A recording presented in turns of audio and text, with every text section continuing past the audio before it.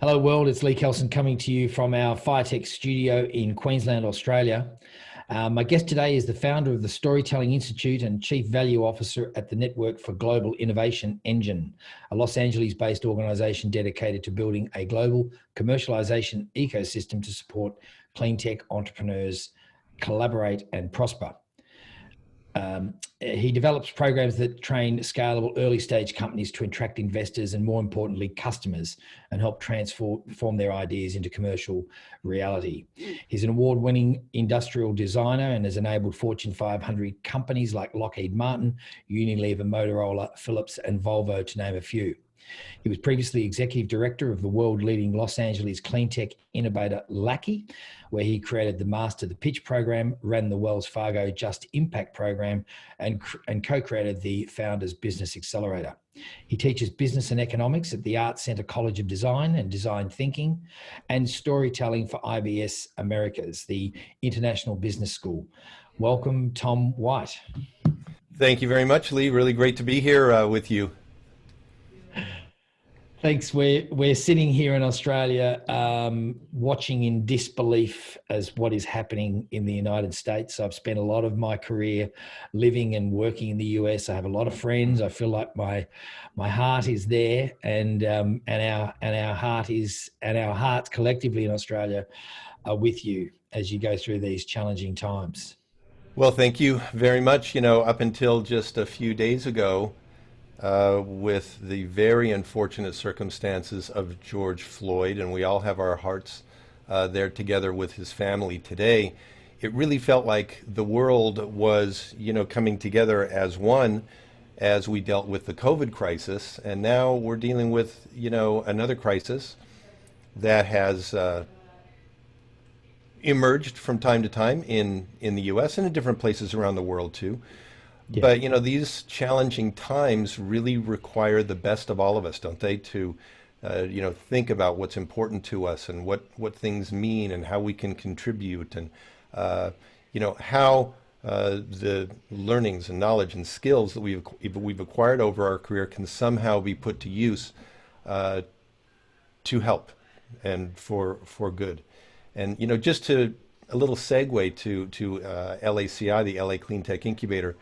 That really is what attracted me there, was this opportunity to use what it is that I knew how to do rather well, and to be able to not only help companies who wanted to grow and do good, but to really help a kind of a larger cause.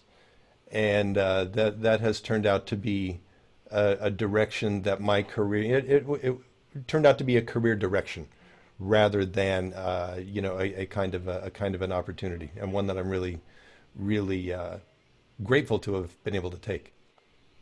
Yeah, well, I know one of your passions and core skills is teaching the art of storytelling, and I want to talk about storytelling. I mentioned to you off air that I think probably through my career, I know that the art of storytelling from a sales perspective, I think there's an old adage in the sales profession that, we're in the sales business, not the tails business.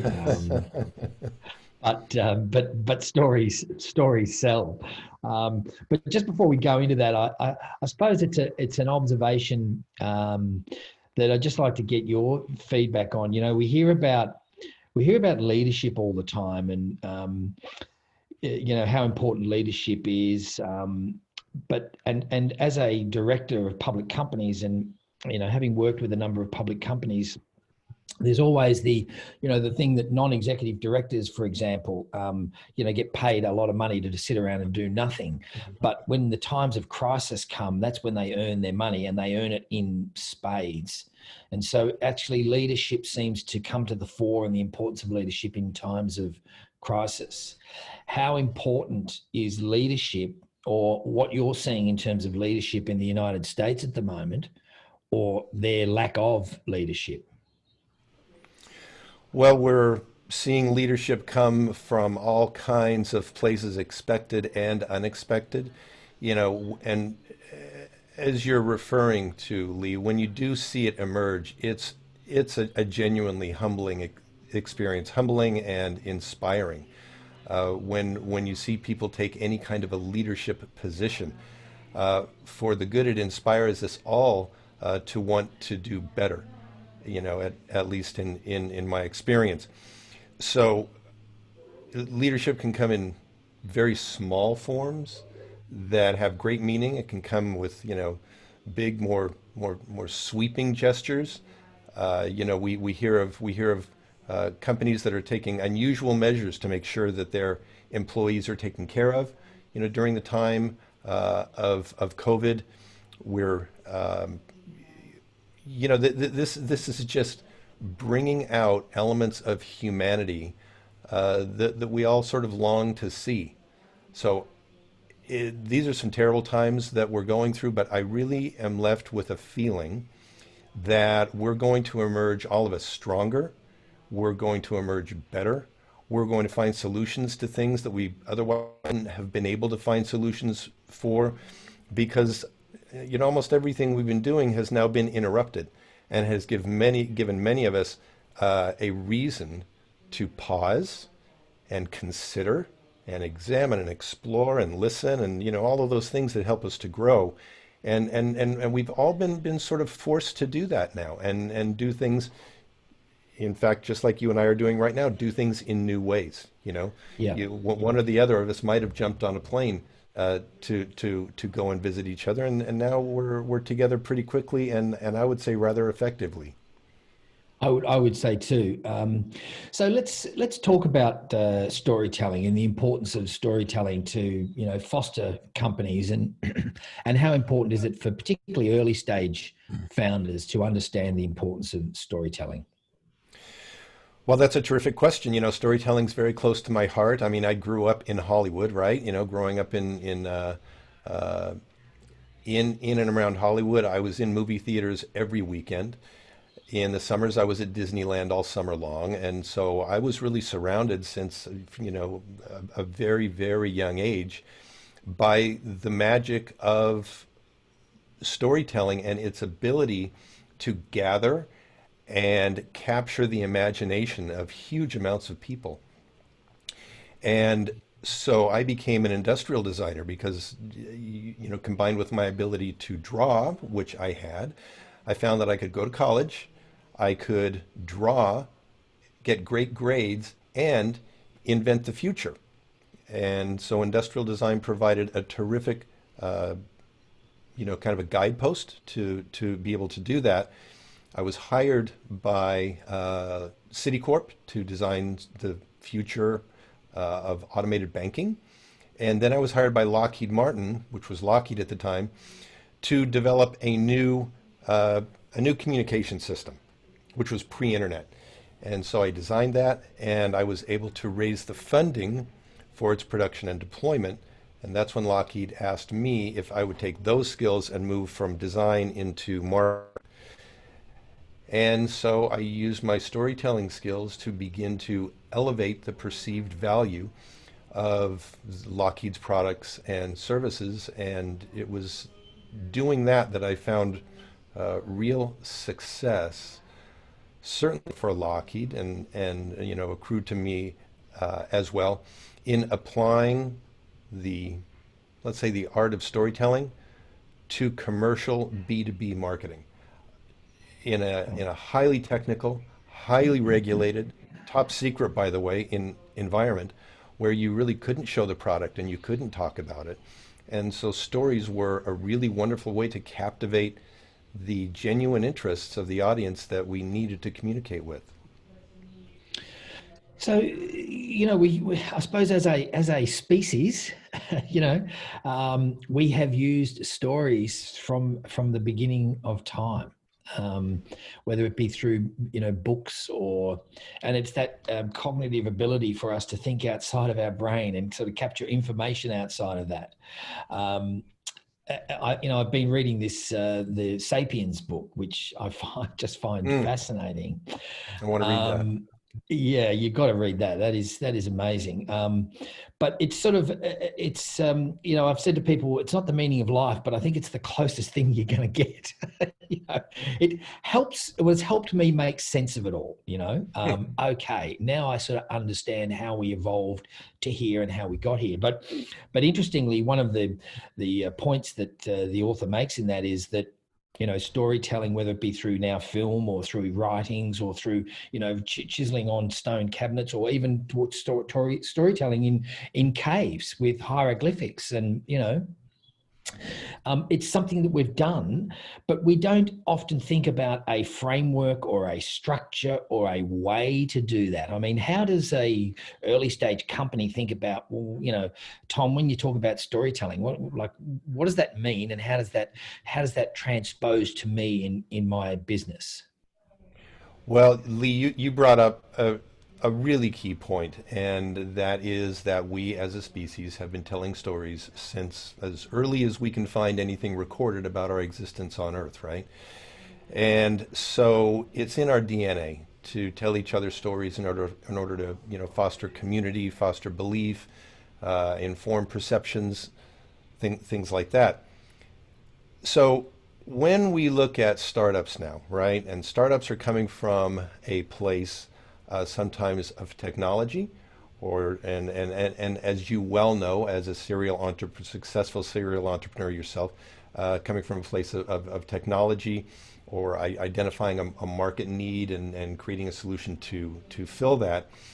What sometimes gets overlooked in the process is what is the emotional, and I mean the highly emotional value of that solution to the audience. And when we think of a highly emotional value, we're really talking about two things, right? If we're looking at Hollywood and we're looking at drama, we're looking at comedy and tragedy. And in order to have a great story, you've got to have a great villain. And so I follow the hero's journey methodology. That was pioneered by Joseph Campbell. George Lucas followed that in order to create the Star Wars trilogy.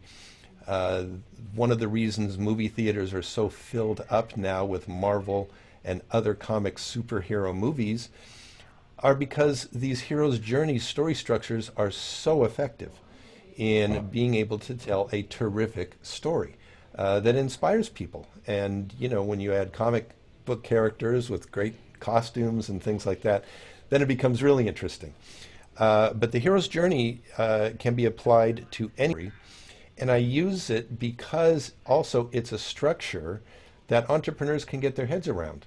They can begin to identify the journey of their hero customer.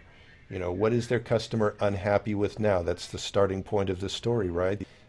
Hero in their original ordinary world, and they're going to meet a mentor, and that mentor is going to help them understand how they can go and take a step into this magical special world, which is occupied by what?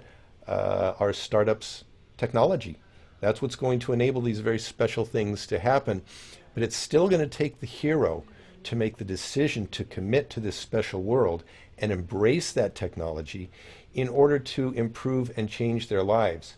When they come back finally to their ordinary world, just like Dorothy did in The Wizard of Oz, they're empowered with new skills, new visions, new understandings of how things work. They're a richer, deeper, better person who are also prepared to teach others. So that brings in the viral component of a good, successful product solution. So in summary, I feel that hero's journey story structure offers a step-by-step methodology that allows founders to create a story path for their customers, intersecting, let's say, with their product solution. So, I mean, that's fascinating. I suppose as you're speaking, I'm sort of, reflecting on some of my own experiences in taking products and marketing products. I think one of the things that I've found is always a challenge is that, when we sit around in a creative environment, we're coming up with what that story looks like, and we can sort of map out the key themes and the villains and the heroes. And, I think the 101 marketing is, tell the story of the problem, And then, fortuitously, we have the solution to that problem, right? And it's that That's self-selection. right. Hey, do you suffer from XYZ? Yeah, I do. And by the way, we're going to give it a name for you. Oh, okay. I didn't know I had that, but now I do. And by the way, if you do and you've self-identified, we've got a problem. We've got a solution for you. The problem always seems to be, or the blocker is, how do we transpose that into copy, into the page, into the website, into the messaging? That seems to me always be the struggle. We can come up with the ideas and the themes, but then we sit down and try and write, okay, what's the message here? Who are we writing this message to? And also the fact that, when we're talking about messaging, I've always been a big believer in that we tend to target the key buyer, the power, the person that's going to write a check in our storytelling. But there are stakeholders, there are influencers. Now, they mightn't have the power to write a check, but they sure as hell have the power to influence the check writer. And but Absolutely. but the story to them may be very different, right? The story to them may be, hey, are you pulling your hair out with spreadsheets? Where the story to the power is, are you sick of writing checks or, spending money on this? We can help solve it. So what's your advice on how do you distill all that down and get that message articulated? Well, that is a terrific question, and I think you've already mentioned one of the key points, and that is when you said something to the effect of, when you all gather together and you brainstorm. That process of collaboration is critical in order to be able to bubble up what these ideas might be.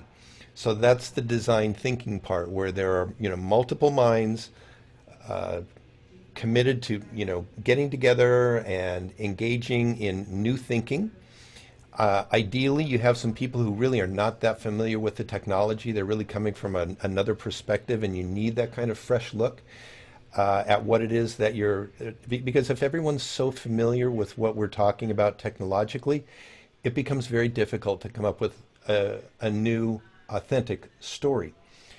But if we say, okay, we're going to get together and we're going to create a story, and once we have, let's say we've blocked out this story, and it's a bit of a long form, but we like it.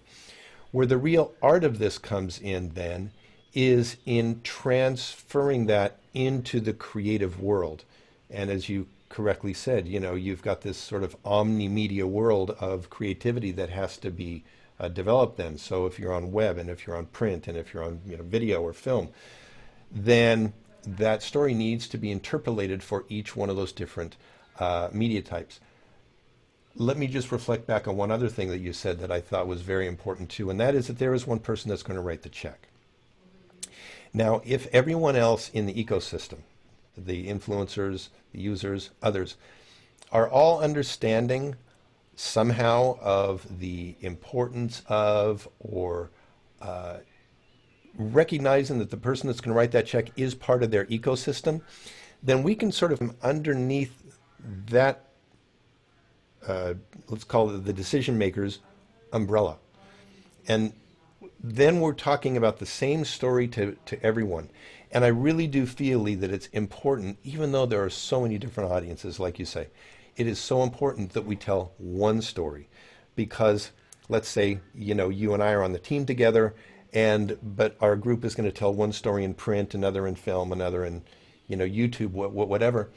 Then the three viewers, let's say, of those three different experiences, when they get together, they're going to be comparing different stories with each other, and so we miss that brand lift. So ideally, we're going to take our one story, and then we're going to translate it into some media correct create, including the industrial design of the product itself. So coming up with one story in a collaborative way, fantastic. Then engaging the right creative talent to also contribute to the story, but really what that creative talent to do is understand the nature of the story and then translate it into those creative tools that maybe we ourselves couldn't have created. We needed their particular kind of skill or gift or view of the world in order to make it real, so that we can connect with audiences. Amazing. Well, I mean, we could talk about that. We could talk about that. We've got a few other things I wanted to cover. One of the things is design. I suppose I'm a little bit of a skeptic on the whole design thinking. It seems to be a buzzword. I've got to admit, don't know a lot about it other than what I've read and what I understand. But it's one of those terms that seems to have been people have latched on, overused, and therefore it loses its currency. But in terms of design for transformation, how important is that? Well, another terrific question, and yeah, I know you've done your homework on this. So, as a designer, I've had a good long time to think through what does design thinking mean, at least to me. And as a designer, and knowing so many of the designers that are within my network and in my sphere, one thing I see that everyone has sort of in common is a kind of a sense of wonder and a sense of naivete. And so when approached with a solution that just might to the rest of us seem, when approached with a problem that to many of us might seem like there's a really standard solution available. A designer doesn't go there. A designer starts out with things like, well, what if we turn it upside down? Well, what if instead of making it out of metal, we make it out of found cloth? They come up with things that no one would consider would even be a possibility. But it's through those ideas that don't work that other ideas that do work that we never would have thought of happen. And so how design thinking, I think, has gotten to be recognized and why it's valuable is because you can bring a group of people, let's say a corporate group or multiple different corporate people together who know relatively little about the solution that needs to emerge. And with their naivete, because they don't know, they're going to come up with these oddball things that ultimately will lead to a solution no one would have otherwise considered. And to me, that's the real magic of design thinking, is to be able to come up with solutions that no one thinks you should really come up with, because they lead to real innovation.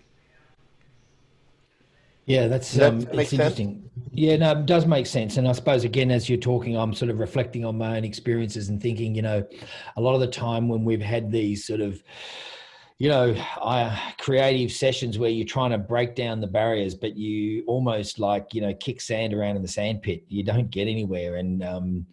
And it sort of takes that someone from an outside perspective or someone to be thinking, and I don't like necessarily the term outside the box because I think that's another overused term, but someone that's coming from a point of naivety. It's almost like you are a victim of your own circumstances because you know too much. If you don't know that a certain material is not typically used in the development or design of that product, then you're more likely to suggest, why don't we use that? So Yes. we're sort of, we're bound by our own framework of thinking, right?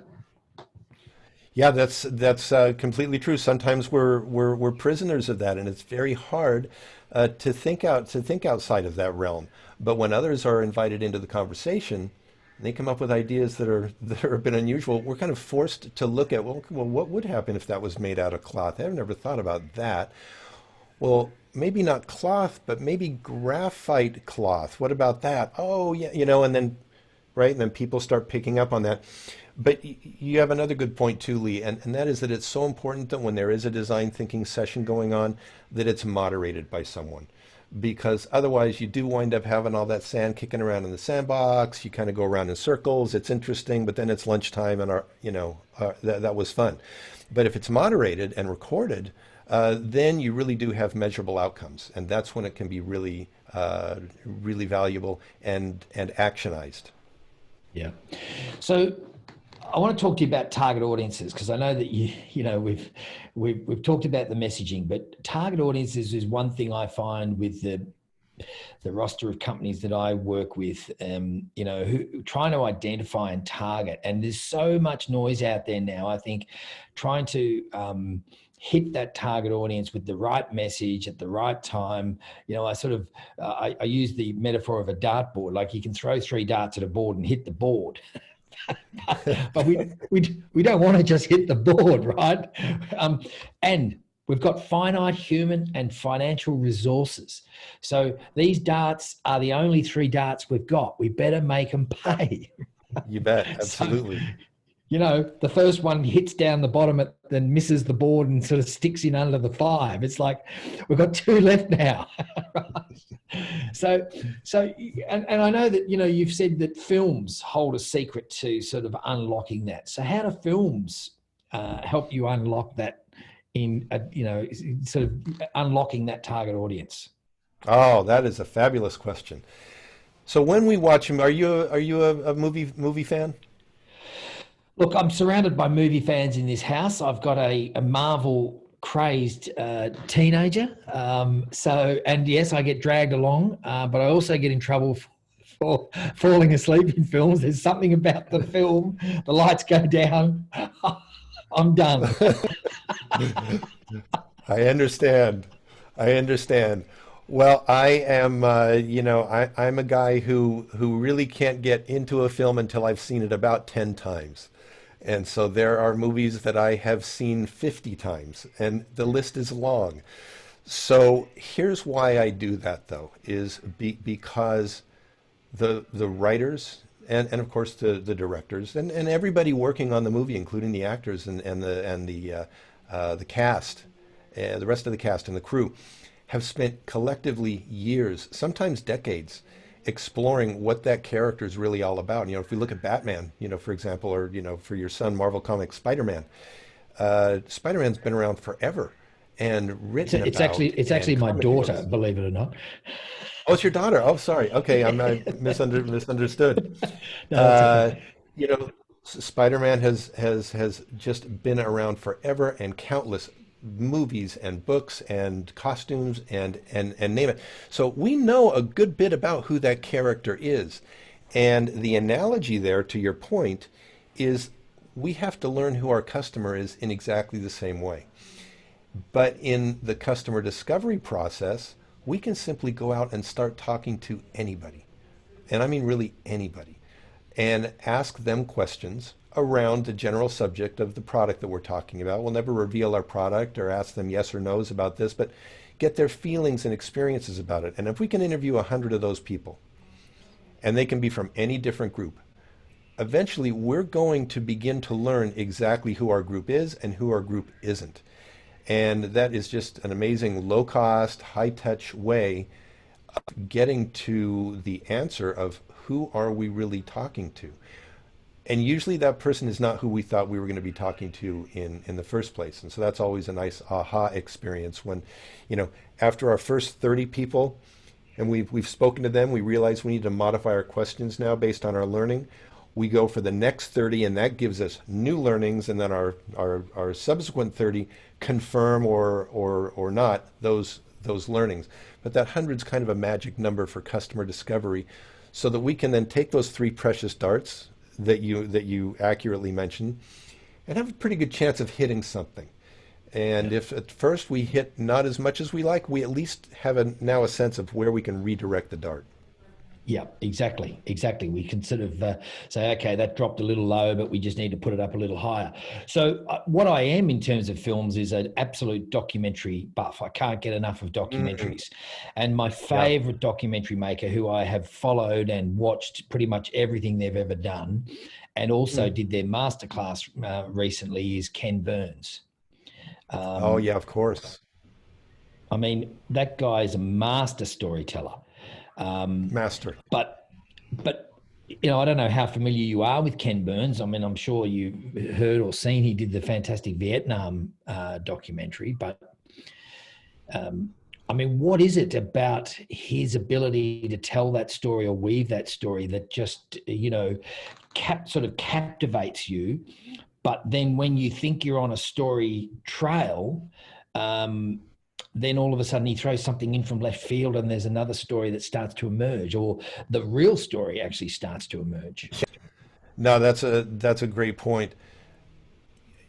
I think common among, most good writers, and, Ken Burns certainly ranks among the top of those, is the understanding that it's really critical that we continue to surprise the audience. Because if we don't, the audience gets ahead of us, and then the audience is bored, and then, Lee falls asleep when the lights go down, right?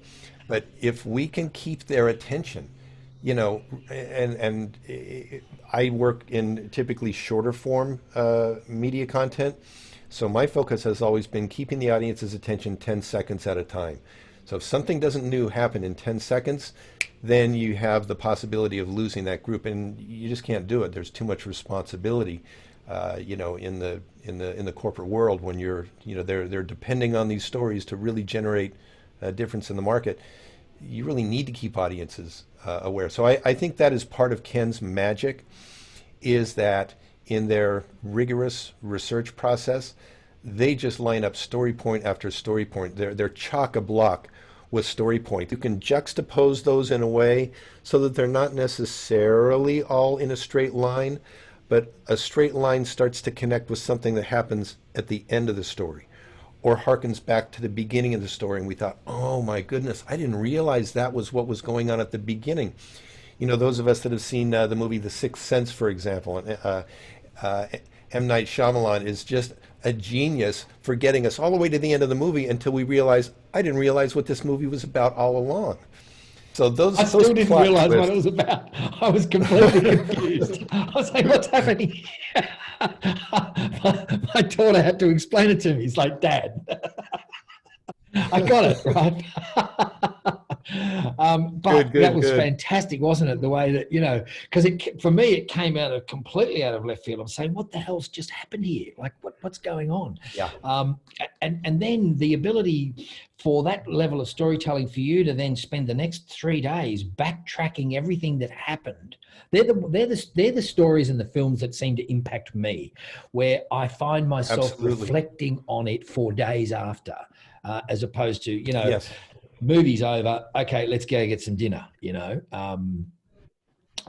I want to talk about emotion in buying, because for years I ran sales organizations, and I had a poster on the wall that used to say, you sell more by the depth of your conviction and the height of emotion than you will by any facts or figures or proof that you can provide. And that was all to this idea that we are in the storytelling business.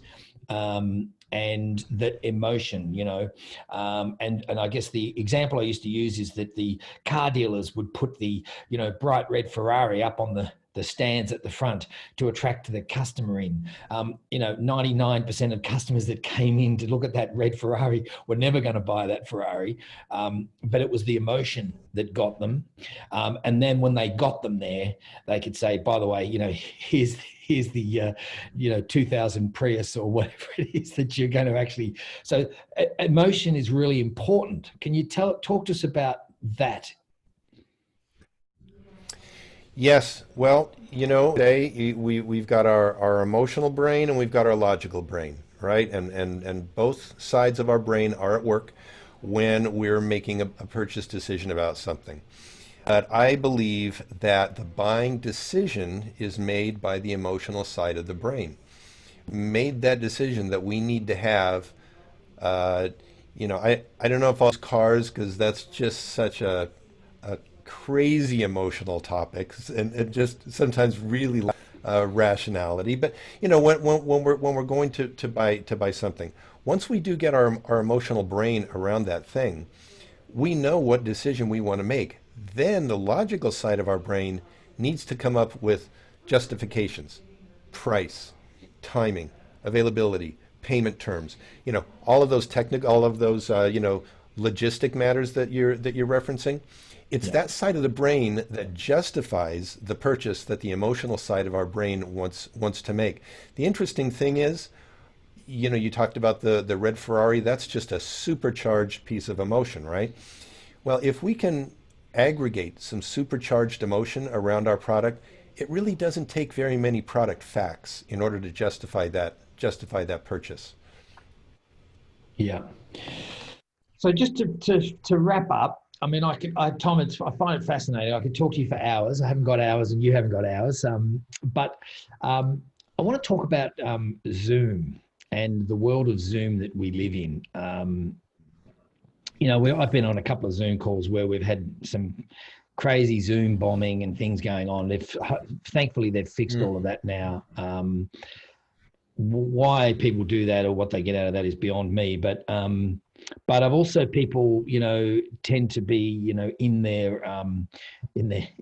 their slouchy clothes, unshaved.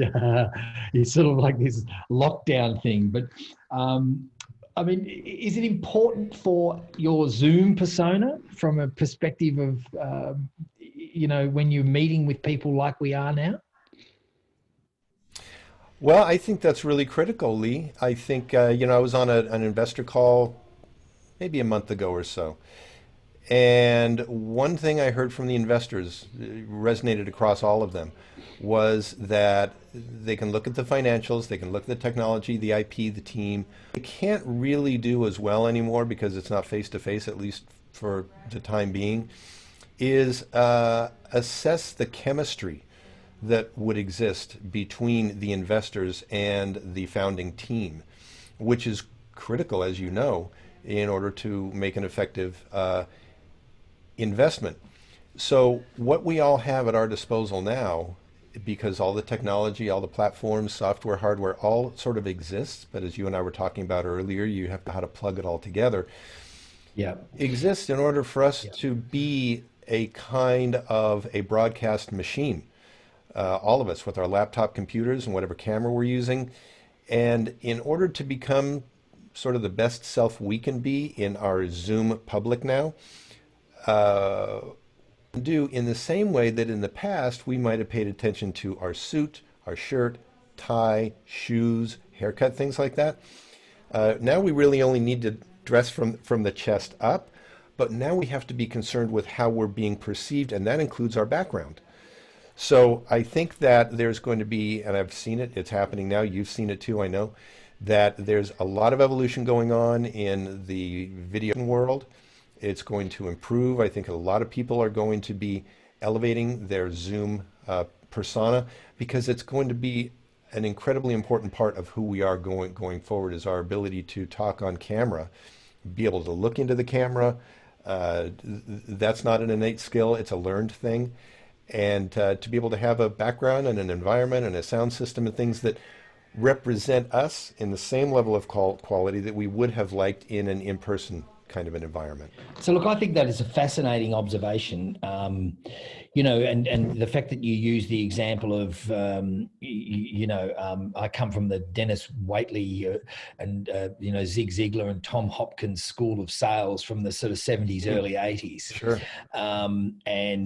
Dennis Waitley used to talk about presentation, shoes, suit, the pen, the Condotti briefcase, the whole thing that went into that cardboard cutout of what I sort of think as the 1970, early 80s IBM enterprise sales person, Sure. And so, growing up on that, it was the importance of a good watch, a good pen, a good briefcase, and that was the whole presentation thing. But to sort of now bring that forward into the 2020 and talk about that as a presentation. I mean, I'm looking at your background and the lighting and the camera. We talked about, I tried to get my DSLR working. You had the same challenge. You won. I haven't won yet, but I haven't given up. You will. You'll do it. But, the way that you've got your lighting and your backdrop and the way that whole thing is presented, that is sort of like your calling card now, isn't it? You don't get to impress with shiny shoes and a fancy briefcase or a pen or whatever. This is what you're presenting to your customers, your employees, your investors, all of the stakeholders, in fact. That's exactly right. Yes, that's perfectly said. And just as though we would show up on time for a meeting and we would have all of our materials together and things like that, all of those rules still apply to this online world, but they need to be kind of translated, don't they? Because we're talking about a really different universe here than we would be in a face-to-face environment. As you say, my background, but like in any studio, just outside the background lies other things. Well, we don't show those other things now. And if we're in a face-to-face environment, there's a whole 360-degree world we have to think about. Now we only have to control rectangle in front of us. So in a way, that limitation provides opportunity for us. That parameter gives us an opportunity to control the look, feel, and messaging of who we are to the outside world. So a great cartoon, I think it was in the Atlantic, where it was the person sitting in front of their Zoom, and it had underneath, the Zoom zone, not Zoom zone, and the not Zoom zone was tennis rackets, guitars, soft toys. It was like everything else. So you're right. You only have to think about this sort of space, but when we're thinking about that, we are thinking about, it's to Seth Godin's, or I think Chris Anderson in The Long Tail talked about the democratization of production, publishing, and distribution. And like, that's it, isn't it? We are now at that point where, and, we've heard the term, everybody's now a media company. You have to think about lighting. You have to think about the quality of your camera. You have to think about your audio. You have to think about your backdrop, the presentation, all of those things now that normally would be in a production mindset need to come into, in a way, you're producing your persona, aren't you?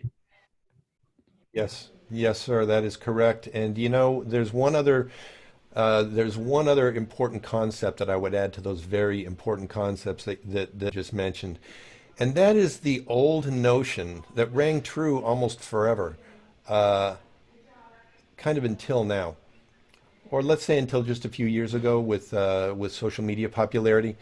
The old, I think, attributed to Andy Warhol, 15 minutes of fame, right?